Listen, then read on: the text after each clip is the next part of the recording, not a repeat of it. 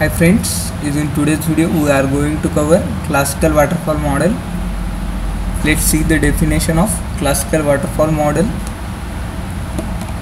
Classical waterfall model is the basic software development life cycle. It is very important but idealistic. The classical waterfall model divides the life cycle into a set of phases. मतलब ये जो classical waterfall model है वो step software development के steps को कुछ phases में divide करता है. This model consider that one phase can be started after the completion of the previous phase. मतलब फर्स्ट फेज जब कंप्लीट होता है तब आगे का फेज स्टार्ट होता है. And our next classical waterfall model, first step is in it is feasibility study, and we are going to see this step one by one. The main goal of the feasibility study, the phase, is to determine whether it would be financial and technically feasible to develop the software. मतलब ये जो मतलब हम जो software बनाने जा रहे हैं ये feasible है क्या, मतलब ये doable work है यानी मतलब कुछ लिमिटेड कॉस्ट में होने वाला काम है या नहीं है, और लिमिटेड टाइम में, like that. The feasibility study involve understanding the problem and then determining the various possible strategies to solve the problem. Feasibility study के स्टेज में हम प्रॉब्लम को अंडरस्टैंड करके उस पर सॉल्यूशन निकालने की कोशिश करते हैं. This different identified solution are analyze based on their benefits and drawbacks. मतलब इसमें क्या फ़ायदे और क्या नुकसान है उस पर ये डिपेंड करता है. The best solution is chosen and all the other phases are carried out as per the solution strategy. And our next phase is requirement analysis and specification.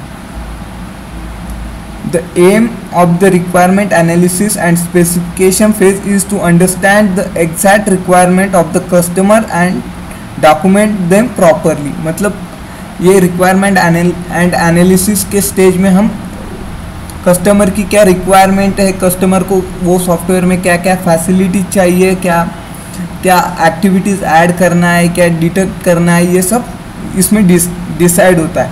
This phase consist of two different activities. ये जो phase है वो two different activities पर depend है. First one is requirement gathering and analysis. Firstly the requirement regarding the software are gathered from the customer and then the gathered requirement are analyze. First customer अपने को requirement बताता है, उस पर हम discuss करके the goal of the analysis part is to remove incompleteness, and incompleteness complete requirement is one which some part of the actual requirement have been omitted. मतलब हम इसमें से कुछ बिना काम का जो पार्ट है उसको रिमूव कर देते हैं. and inconsistency and inconsistent requirement is one in which some part of the requirement contradict some other part. And next phase इसमें से requirement specification. These analyzed requirement are documented in a software requirement specification SRS document. SRS document serves as a contract between the development team and customer. SRS document जो होता है वो customer और development की company के बीच में करा जाता है. Any failure dispute between the customer and the developer can be settled by examining SRS document. And next phase is design. The goal of this phase is to convert the requirement acquired in the SRS into a format that can be coded in a programming languages. मतलब जो भी requirement है software की उस पर काम करके हम उसको कोडिंग करके डिज़ाइन करते हैं. Like language is in languages like Java, HTML, and as per the requirement of the software we use the languages there. The include high level languages, detailed design as well as the overall software architecture. हम high level languages का use करके इसको architect करते हैं software को. और software design document is use to document of this efforts. And our next stage is coding and unit testing. In the coding phase, software design is translated into source code using a suitable programming language. हम इसमें जो भी software को suitable programming language है उसका use करके source code को convert करते हैं. Thus each design module is coded. मतलब हर एक मॉड्यूल को हम कोड करते हैं. The aim of the unit testing phase is to check whether each module is working properly or not. Unit testing का काम है, मतलब हम इसमें चेक करते हैं कि हर एक मॉड्यूल वर्क कर रहा है या नहीं कर रहा, मतलब कुछ दिक्कतें हैं क्या, वो सब. And our next phase is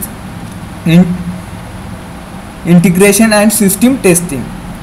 is in this phase integration of different modules are undertaken soon after they have been coded and unit tested. Integration of various modules is carried out incrementally over a number of steps. During each integration step, previously planned modules are added to the partially integrated system and the resultant system is tested. हम resultant system को tested करते हैं. Finally, after the module have been successfully integrated and tested, मतलब जब module fully tested हो जाता है तो the full working system is obtain and system testing is carried out on this. System testing consist of, इसमें 3 different types kinds of testing activities are there. First one is alpha testing. Alpha testing is the system testing perform by the development team. ये जो alpha testing की process वो development की team की ओर से करी जाती है. And next one is beta testing.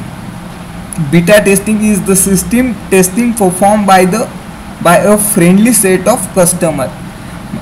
Beta testing जो कस्टमर की ओर से करी जाती है. And third testing is acceptance testing. After the software has been delivered, the customer perform acceptance testing or determine whether to accept the delivery software or reject. ये acceptance testing में customer decide करता है कि ये project अपने को लेना है या नहीं लेना है, मतलब वो रिक्वायरमेंट अपनी रिक्वायरमेंट के हिसाब से बनाए या नहीं बनाए उस पर वो डिपेंड करता है. And our next stage is, and now we are going to see maintenance. Maintenance is the most important phase of a software life cycle. The effort spent on maintenance is 60% of total effort spent to develop a full software. मतलब जो भी full software को develop करने में effort लगते हैं उसके 60% efforts जो है वो मेंटेनेंस फेज में लगते हैं. There are some types of maintenance are there. Corrective maintenance. First one is corrective maintenance. This type of maintenance is carried out to correct errors that were not discovered during the product development phase. ये corrective maintenance में जो भी maintenance किया जाता है, मतलब वो जब ये फेज सॉफ्टवेयर डेवलपमेंट का लाइफ साइकिल चल रही होती है उसमें जो भी फेजेस मतलब आगे नहीं आते उनको उन पर वर्क करा जाता है. And next phase of maintenance is perfective maintenance. In this type of maintenance is carried out to enhance the functionalities of the system based on customer request. मतलब कस्टमर को इसमें कुछ थोड़ा बहुत चेंजेस करना है तो हम वो करके देते. And third stage is adaptive maintenance. Adaptive maintenance is usually required for porting the software to work in a new environment such as working on a new computer platform और with a new operating system. मतलब जो developer की operating system है वही operating system user की नहीं हो सकती, उसका मेंटेनेंस एडेप्टिव मेंटेनेंस में करा जाता है. And here advantage of classical waterfall models. This model is very simple and easy to understand. मतलब क्लासिकल वाटरफॉल मॉडल जो है वो सिंपल है और easy to understand. Phase in this model are process one at a time. Classical waterfall model में एक phase at a time work करते हैं हम उसी फेज पर। Each stage in the model is clearly defined. Classical waterfall model में हर एक step clearly define होती है। This model has very clear and well understood milestone. मतलब ये मॉडल जो है वो तब ज़्यादा यूज़ होता है जब कस्टमर को उसकी पूरी रिक्वायरमेंट पता है, मतलब उसको वेल अंडरस्टैंड है कि अपने को क्या चाहिए क्या नहीं चाहिए, तब ये too much useful model. Process, action and result are very well documented. इसमें process and action and result are very well documented होता है। Reinforce good habits, define before designing, design before code. This model works well for smaller projects. मतलब ये जो model है वो छोटे छोटे प्रोजेक्ट के लिए यूजफुल है।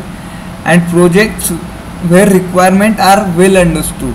मतलब कस्टमर को उसके रिक्वायरमेंट अच्छे तरह से मालूम होनी चाहिए। And next one is drawbacks of classical waterfall model. No feedback path. In the classical waterfall model, evolution of software from one phase to another phase is like a waterfall। मतलब ये जो model है उसमें वो जो stages है वो waterfall की तरह दिखती है और काम भी करती है। It assumes that no error is ever committed by developers during any phase. Therefore, it does not incorporate any mechanism for error correction। मतलब ये जो मॉडल है इसमें एरर का करेक्शन करने का कोई स्कोप नहीं होता बाद में। No overlapping of phases. This model recommends that a new phase can start only after the completion of the previous phase. मतलब जब फर्स्ट स्टेज कंप्लीट होगा तभी सेकंड स्टेज स्टार्ट हो सकता है, उससे पहले नहीं हो सकता। But in real project that can't be maintain to increase efficiency and reduce cost, phase में overlap. And next drawback is difficult to accommodate change request. This model assumes that all the customer requirement can be completely and correctly defined at the beginning of the project। जो भी customer की requirement हो project के starting में उसको पता होनी चाहिए। But actually customer requirements keep on changing with time. It is difficult to accommodate any change requirement after the requirement specific phase is completed. And thanks for watching and